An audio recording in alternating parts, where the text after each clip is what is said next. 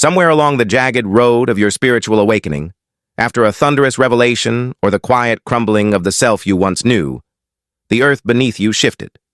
The familiar turned alien. You glimpsed beyond the curtain of illusion, saw the gears of your habits grinding, heard the clamor of the world's demands, and then silence. At first, that silence felt holy, like stepping from a collapsing house into a boundless sky.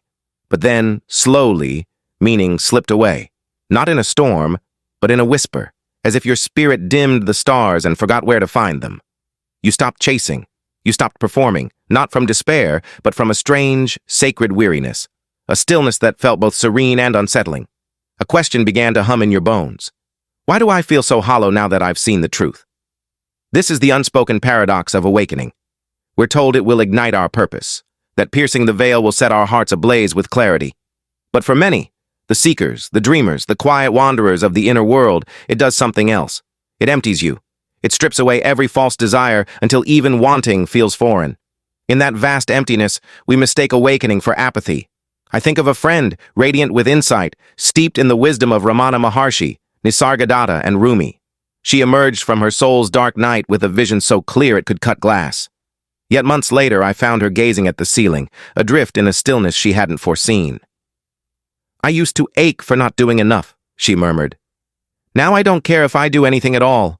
I thought awakening would light a fire in me. Instead, I feel like the embers have gone cold. Carl Jung, the cartographer of the psyche, mapped this terrain with unflinching precision. He called it the sacred in-between, the liminal space where the ego's scaffolding crumbles and the true self is still unborn. This is not failure. It's individuation, the cocoon where the caterpillar dissolves into nothingness before wings emerge. It's the soul's quiet death before its radiant rebirth. This void is not regression, it's alchemy. In its heart pulses a deeper summons, a faint rhythm of truth waiting to be felt. Not the drive to prove, but the call to be. This is not about despair. It's about the moment when the old fuel burns out and a new spark is still taking shape. Jung knew this truth. The privilege of a lifetime is to become who you truly are. Losing your motivation isn't the end. It's the sacred dawn of living not as a mask, but as a soul. Jung saw this fog of stillness long before it haunted modern seekers. He didn't dress it in mystical allure or promise endless light. He spoke with raw clarity about the soul's plunge into its own depths when the unconscious stirs. Enlightenment, he wrote, is not found in chasing visions of radiance, but in facing the shadows within. This is no gentle poetry. It's a stark truth. Awakening doesn't crown you with euphoria. It dismantles you. It unravels the false self you've carried. It sparks a quiet, sacred death. Not of you, but of who you thought you were. The fallout is profound. Your old drives, ambition, validation, success, begin to dissolve. The goals that once pulled you forward, the timelines you chased, the roles you played in love, work, and life fade like dreams in the morning light. But here's the nuance. Your ego doesn't vanish. It stumbles, disoriented, clutching a script that's been torn apart with no new lines to recite. The result isn't laziness or apathy. It's a sacred limbo.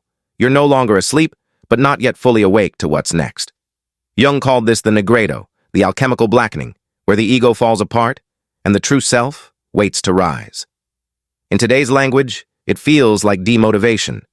In Jung's, it's a holy pause, a space where the soul retreats to rewrite its story. Our world fears this stillness. Jung warned that society dreads this phase, mislabels it as weakness, medicates it, or buries it under noise, unable to grasp a transformation that doesn't look like progress. But this isn't regression. It's initiation. It's not dysfunction. It's the soul refusing to dance to a tune it no longer hears.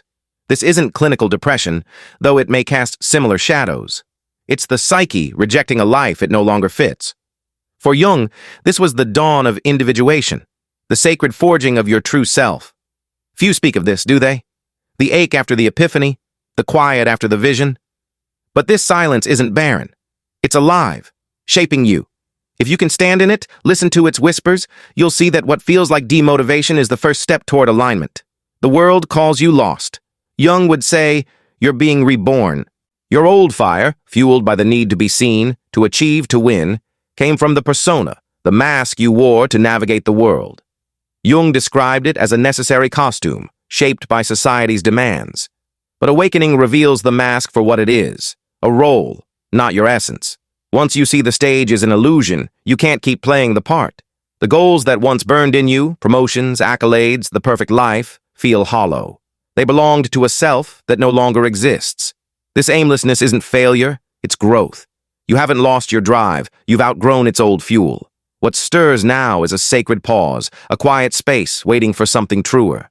The ego pushes, the soul waits, and in that waiting, something divine begins to form. Jung taught that life's purpose isn't to glorify the ego, but to weave it into a greater whole, the self, the core of your being that links you to the vastness of existence. The self doesn't crave applause or chase ambition.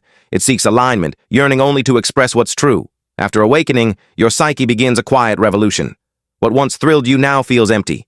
Your inner world rejects the artificial. Careers built on fear, relationships rooted in obligation, dreams born from insecurity. This purging feels like both freedom and disorientation. You're shedding what's false, but what fills the space? Jung cautioned that some get lost here, mistaking detachment for disconnection, floating above life and calling it transcendence. But the self doesn't want you to flee the world.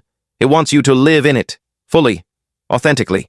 It seeks not escape, but embodiment. This in-between is no error, it's initiation. It's the cocoon where the old dissolves, and the new is not yet formed. Our culture misreads this stillness as stagnation, but Jung saw it as sacred. If you can resist the urge to rush or retreat, you'll feel it. A subtle pulse, a quiet hum of something deeper rising. The self isn't loud, but it's steady, waiting for you to trust what you can't yet name. Jung called this shift enantiodromia, when one extreme gives way to its opposite. The frenzy of ego-driven striving collapses into soul-led stillness. The pendulum swings, not because you're broken, but because balance demands it. The psyche, exhausted by performance, sinks into rest. This is the hermit's archetype, the retreat before rebirth, the formless goo of the chrysalis, where transformation brews in darkness. Modern spirituality often skips this, chasing bliss and bypassing the crucible. But Jung knew. The shadow, your buried grief, rage, unmet desires, rises here, not as an enemy, but as a guide. This isn't advanced work. It's the foundation of wholeness. In this void, your psyche isn't failing. It's digesting years of illusion and striving. It halts your hunger to force you to face what you've buried. And in that stillness, something stirs, a new kind of motivation, not born of fear but of truth. It doesn't shout. It hums. It's not urgent or performative. It's steady, soul-led, a call to move because staying still would betray what's real. This is the self emerging, not as a concept, but as a living compass guiding you toward wholeness. You've crossed the threshold, tasted the silence, wandered the inner night where no path glowed. Now something ancient awakens, not as a blaze, but as a quiet pulse, pulling you not back to the old, but toward what's yet to be. Jung called this the symbolic life, where the soul, not the ego, leads. You don't hustle, you respond. You're not driven by fear, but by alignment. You stop chasing clarity and start recognizing it in its quiet forms, often in the ordinary, the simple, the true. Living from the self doesn't mean constant energy or certainty. Doubt, fatigue, and sorrow still visit. They're part of being human. But the ache of self-betrayal fades. You create without needing applause, say no when it's true, follow wonder over duty.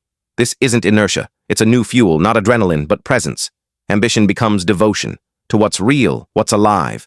It moves mountains not from force, but from wholeness. It's sustainable, soul-powered, a call to create, heal, or serve, because your being says yes. If you're wondering where your spark went, know this. It didn't vanish. The old flame burned out to make way for a deeper fire, one that won't falter in the world's storms. Jung never promised ease, only depth. You're not at the end of your awakening. You're at the dawn of your becoming. If these words stir something in you, if they echo your quiet journey, share your voice below. Have you met the soul that feels like home? Or are you still walking the sacred path to yourself? Your story, even unfinished, could be a beacon for another's darkness. If someone you know is wrestling with the lie that love demands pain or that they're unworthy of peace, share this with them. Let them know. True connection doesn't ask you to shrink, and the greatest bond is with your own truth. Subscribe and ring the bell to join this journey beneath the surface, where we explore the psyche's hidden currents and the soul's quiet whispers. If there's a question or wound you'd like us to unravel next, leave it below. Your voice shapes this space. Thank you for showing up, not just here, but for the sacred work of remembering who you are. Until the right soul arrives, let your deepest relationship be with yourself. That's the foundation, the home, where all that's true is born. I'll see you on the path. On